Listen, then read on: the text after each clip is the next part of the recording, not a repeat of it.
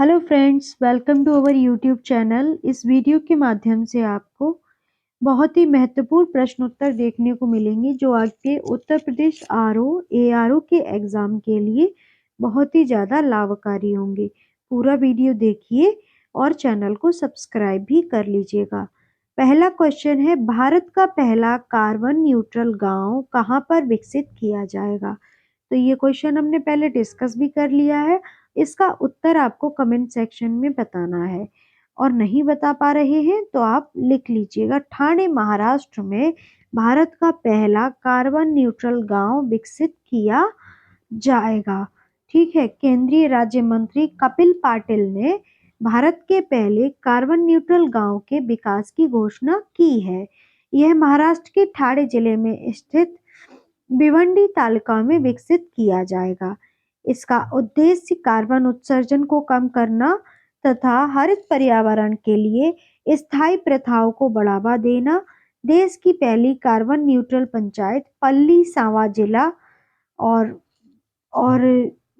जम्मू कश्मीर है और देश का पहला कार्बन न्यूट्रल जिला माजुली असम है। ठीक है, तो ये याद रखिएगा।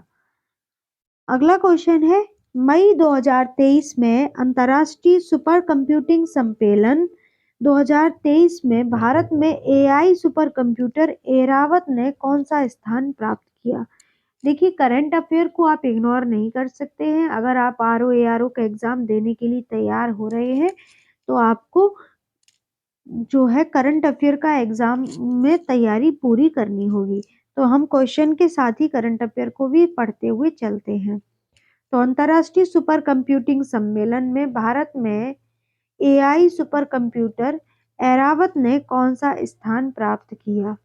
ए ऑप्शन है 15वां, बी ऑप्शन है 55वां, सी ऑप्शन है 75वां, डी ऑप्शन है 85वां। तो इसका जो सी ऑप्शन है वो बिल्कुल सही हो जाएगा। 23 मई 2023 को अंतर्राष्ट्रीय सुपर कंप्यूटिंग सम्मेलन में भारत के एआई सुपर कंप्यूटर एरावत का प्रदर्शन किया गया। इस सम्मेलन का आयोजन जर्मनी में किया गया। इसमें विश्व के शीर्ष 500 सुपर कंप्यूटरों की सूची जारी की गई। सूची में एआई सुपर कंप्यूटर एरावत को 75वां स्थान मिला। AI super computer Airavat CDAC Pune में स्थित है। इस सूची में भारत को पूरे विश्व में एआई सुपर कंप्यूटिंग देशों में शीर्ष स्थान पर रखा गया। यह प्रणाली भारत में कृत्रिम बुद्धिमत्ता या एआई आर्टिफिशियल इंटेलिजेंस पर राष्ट्रीय कार्यक्रम के अंतर्गत स्थापित की गई है। अगला प्रश्न है, हाल ही में किस संस्थान ने आत्मघाती ड्रोन तैयार किया है जो दुश्मन के ठिकाने पर जाकर खुद ही फट जाएगा? ए ऑप्शन है आईआईटी बीएचयू, बी ऑप्शन है आईआईटी कानपुर, सी ऑप्शन है आईआईटी मद्रास, डी ऑप्शन है आईआईटी दिल्ली। तो इसका जो बी ऑप्शन है वो बिल्कुल सही हो जाएगा। आईआईटी कानपुर ने एक ऐसा आत्मघाती ड्रोन तैयार किया है जो दुश्मन के ठिकाने पर जाकर खुद ही फट जाएगा। दुश्मनों की खोज खबर की जानकारी देने वाले ड्रोन के सफल संचालन के बाद जुलाई 2023 में अब आईआईटी कानपुर ने आत्मघाती ड्रोन तैयार किया है। यह ड्रोन दुश्मन के ठिकाने पर जाकर खुद ही फट जाएगा। इसकी क्षमता 100 किलोमीटर तक है, जिसे यह मात्र 40 मिनट में पूरा कर सकता है। अगला प्रश्न है, निम्नलिखित में से किस राज्य द्वारा मिशन नंदबाबा शुरू किया गया है?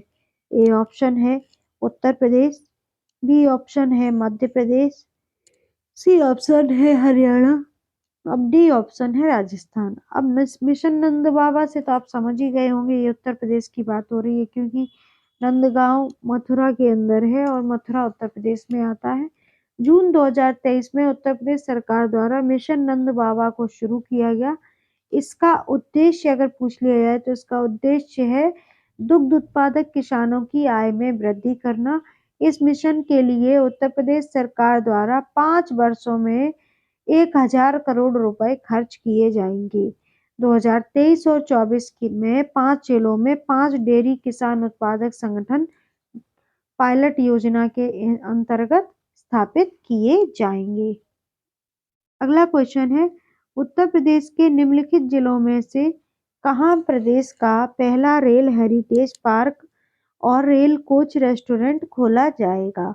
ए ऑप्शन है लखनऊ, बी ऑप्शन है प्रयागराज, सी ऑप्शन है वाराणसी, डी ऑप्शन है आगरा। तो इसका जो डी ऑप्शन है वो बिल्कुल सही हो जाएगा। उत्तर प्रदेश में पहला रेल हेरिटेज पार्क और रेल कोच रेस्टोरेंट आगरा में बनाने की घोषणा की गई है। अगला क्वेश्चन है, प्रत्यक्षाया प्रतिच्छाया बैंकिंग का संबंध है। ए ऑप्शन है घरेलू बैंकों की विदेशों में शाखाएं खोलना। बी ऑप्शन है विदेशी बैंकों द्वारा देश में बैंकिंग गतिविधियां करना। सी ऑप्शन है गैर बैंकिंग वित्तीय संस्थाओं द्वारा वित्तीय तथा अन्य गतिविधियों को संपन्न करना। डी ऑप्शन है बैंक के कार्य को बैंक द्वारा आउटसोर्स करना। तो इसका जो सी ऑप्शन है वो बिल्कुल सही हो जाएगा। प्रतिच्छाया बैंकिंग का संबंध है गैर बैंकिंग वित्तीय संस्थाओं द्वारा वित्तीय तथा अन्य गतिविधियों को संपन्न करना। अगला क्वेश्चन है, भारतीय रिजर्व बैंक द्वारा मुद्रास्फीति के नियंत्रण के लिए प्रयोग में लाए जाने वाले उपागम हैं। ए ऑप्शन है बैंक दर में वृद्धि, सेकेंड ऑप्शन है नगद आरक्षित अनुपात में वृद्धि, थर्ड ऑप्शन है सांविधिक सांविधिक सांविधिक तरलता अनुपात में वृद्धि। तो कूट दिए गए हैं एक और दो, बी ऑप्शन है बी और दो और तीन, सी ऑप्शन है एक और तीन, डी ऑप्शन है उपयुक्त सभी। तो इसका जो सही आंसर होगा वो क्या होगा? तो सही आंसर आपका हो जाएगा डी ऑप्शन।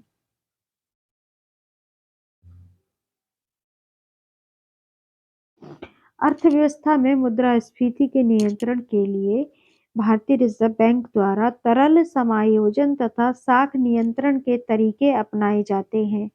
उनमें चयनात्मक तरीकों की तुलना में परिमाणात्मक तरीके अधिक प्रभावी होते हैं। मुद्रास्फीति के नियंत्रण में बैंक दर में वृद्धि, नगद आरक्षित अनुपात में वृद्धि, सामूहिक तरलता आदि में शामिल है। अगला क्वेश्चन है, निम्नलिखित में से कौन सा कथन असत्य है? ए ऑप्शन है जीवों के शुष्क भार का लगभग 49% कार्बन से बना होता है। बी ऑप्शन है कुल भूमंडलीय कार्बन का केवल 1% वायुमंडल में समाहित है। सी ऑप्शन है जीवों को फास्फोरस की प्राप्ति मुख्य रूप से चट्टानों के अपक्षय से होती है। डी ऑप्शन है फास्फोरस चक्र में कार्बन महत्वपूर्ण भूमिका निभाता है। तो इसका जो सही आंसर है वो डी ऑप्शन हो जाएगा।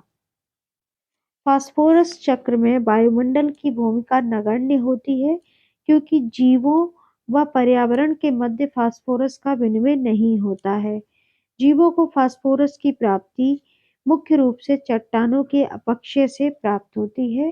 तो बाकी जो कथन दिए गए हैं वो बिल्कुल सही है और फास्फोरस की भूमिका जो है वो बिल्कुल नगण्य होती है। एक बार फिर से आप कथन देख लीजिएगा। जीवों के शुष्क भार का लगभग 49% कार्बन से बना होता है, ये बात सही है। कुल भूमंडलीय कार्बन का केवल 1% वायुमंडल में समावित है, ये भी सही है। जीवों को फास्फोरस की प्राप्ति के लिए चट्टानों से अपक्षय होती है, ये भी सही बात है। और चक्र के लिए भूमिका निभाता है फास्फोरस, फास्फोरस चक्र में कार्बन महत्वपूर्ण भूमिका निभाता है, ये ऑप्शन आपका गलत हो जाएगा। अगला क्वेश्चन है, निम्नलिखित युग्मों में सही युग्म का चयन करें। तो ए ऑप्शन है SDG 3 गुणवत्तापूर्ण शिक्षा, बी ऑप्शन है SDG 8 धारणीय स्वच्छ ऊर्जा, सी ऑप्शन है SDG 11 उत्तरदायी उपभोग व उत्पादन, डी ऑप्शन है SDG 17 सतत विकास हेतु वैश्विक भागीदारी को पुनर्जीवित करना। तो इसका जो डी ऑप्शन है वो बिल्कुल सही हो जाएगा। सतत विकास हेतु वैश्विक भागीदारी को पुनर्जीवित करना सस्टेनेबल डेवलपमेंट गोल होता है। तो गोल 17 क्या है? 17 है, SD 17 है, सतत विकास हेतु वैश्विक भागीदारी को पुनर्जीवित करना। अब SDG 3 जो है वो क्या है? तो वो है स्वास्थ्य सुरक्षा, स्वस्थ जीवन को बढ़ावा। और SDG 8 है सभी के लिए समावेशी और सतत आर्थिक विकास। और SDG 11 है सुरक्षित लचीले और टिकाऊ शहर का निर्माण। सुरक्षित लचीले और टिकाऊ शहर का निर्माण जो है SDG 11 है। अगला क्वेश्चन है, भारत छोड़ो आंदोलन के दौरान बंगाल के मिदनापुर के तामलुक में स्थापित समानांतर सरकार का नाम क्या है?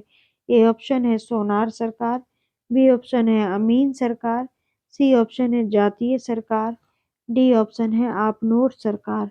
तो इसका जो सी ऑप्शन है वो बिल्कुल सही हो जाएगा। भारत छोड़ो आंदोलन अगस्त 1942 ईस्वी में शुरू हुआ था। अंग्रेजों के विरुद्ध अंतिम महान जन आंदोलन था।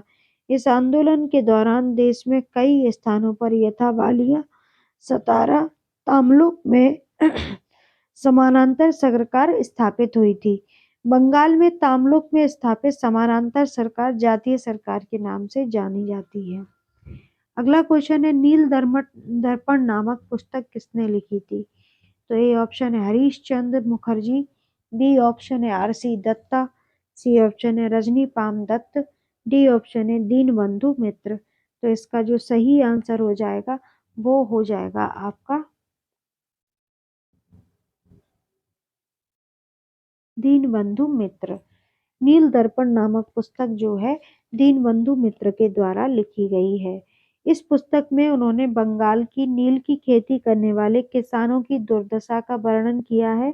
RC दत्त ने भारत का आर्थिक इतिहास नामक पुस्तक की भी रचना की थी। इंडिया टुडे रजनी पाम दत्त द्वारा रजनी एक रचित पुस्तक है। जो पामदत्त इसमें सी ऑप्शन में रजनी पामदत्त दी, इन्होंने इंडिया टुडे लिखी है। RC दत्ता की जो है वो है आर्थिक इतिहास। नील दर्पण जो है दीनबंधु मित्र की है। अगला क्वेश्चन है, निम्नलिखित में से कौन सा अधिनियम गलगोटू अधिनियम के नाम से जाना जाता है? ए ऑप्शन है रेगुलेटिंग अधिनियम 1773, बी ऑप्शन है भारत परिषद अधिनियम 1909, सी ऑप्शन है देसी भाषा प्रेस अधिनियम 1878, डी ऑप्शन है चार्टर अधिनियम 1853। तो इसका जो सी ऑप्शन है वो बिल्कुल सही हो जाएगा। गलगोटू अधिनियम के नाम से देसी भाषा प्रेस अधिनियम 1878 माना जाता है, जाना जाता है। देसी भाषा प्रेस अधिनियम 1878 में लॉर्ड लिटन के समय में देसी भाषा में प्रकाशित समाचार पत्रों पर प्रतिबंध लगाने के उद्देश्य से ये लाया गया था। इस अधिनियम के स्वरूप के कारण भारतीयों द्वारा इसे गलगोटू अधिनियम की संज्ञा दी गई थी। 1882 में लॉर्ड रिपन 1880 से 84 में इसे समाप्त कर दिया गया था। अगला क्वेश्चन है, कम्युनल अवार्ड ब्रिटिश सरकार द्वारा भारतीय दलितों को पृथक निर्वाचन करने के लिए वर्ष 1932 ईस्वी में प्रदान किया गया था। सॉरी, उस वक्त ब्रिटेन का प्रधानमंत्री कौन था? ए ऑप्शन है लॉर्ड लिथगो, बी ऑप्शन है नेविल चैम्बरलेन, सी ऑप्शन है रैमजे मैकडोनाल्ड, डी ऑप्शन है विंस्टन चर्चिल। तो उस समय रैमजे मैकडोनाल्ड जो है ब्रिटेन के प्रधानमंत्री थे। कब? कम्युनल ब्रिटिश सरकार द्वारा भारतीय दलितों को पृथक निर्वाचन प्रदान करने के लिए 1932 में प्रदान किया गया था। 1932 वर्ष ईस्वी में प्रदान किया गया था। तो उस वक्त ब्रिटेन के प्रधानमंत्री, या तो इस ऐसे याद रखिएगा 1932 के दौरान जो ब्रिटिश के प्रधानमंत्री थे वो कौन थे? तो वो थे रैमजे मैकडोनाल्ड।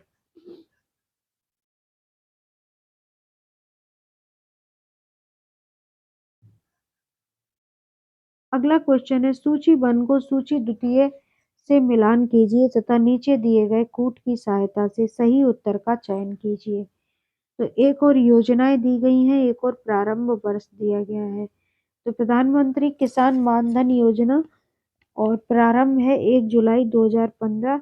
तो ये गलत कहा है, तो यहाँ पे हो जाएगा 31 मई 2019। प्रधानमंत्री किसान मानधन योजना 31 मई 2019 और किसान संपदा योजना 18 फरवरी 2016 बिल्कुल सही है। प्रधानमंत्री फसल बीमा योजना 26 मई 2017 और प्रधानमंत्री कृषि सिंचाई योजना 31 मई 2019 ये गलत है और इसका आंसर हो जाएगा 1 जुलाई 2015।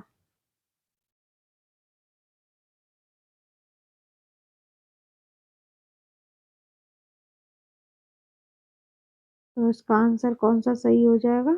B option.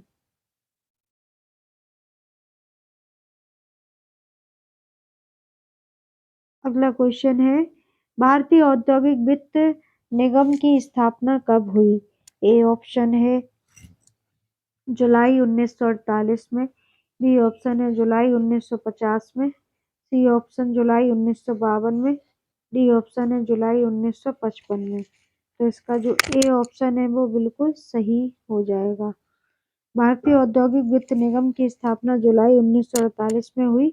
इसका प्रमुख उद्देश्य औद्योगिक इकाइयों तथा पब्लिक लिमिटेड कंपनियों को दीर्घकालिक ऋण की व्यवस्था करना था। अगला क्वेश्चन है, निम्नलिखित में से कौन सा भुगतान संतुलन के भाग है? ए ऑप्शन है चालू खाता, बी ऑप्शन है पूंजी खाता, सी ऑप्शन है अशुद्धियां तथा भूलें, डी ऑप्शन है मुद्रा प्रारक्षित कोष में परिवर्तन। नीचे दिए गए कूट में सही उत्तर का चयन कीजिए। तो केवल एक या दो सही हैं, या केवल एक दो तीन सही हैं, या दो एक दो तीन एक दो और चार सही हैं, या डी उपर्युक्त सभी सही हैं। तो इसका जो सही आंसर है वो क्या हो जाएगा? तो इसका जो डी ऑप्शन है वो बिल्कुल सही हो जाएगा।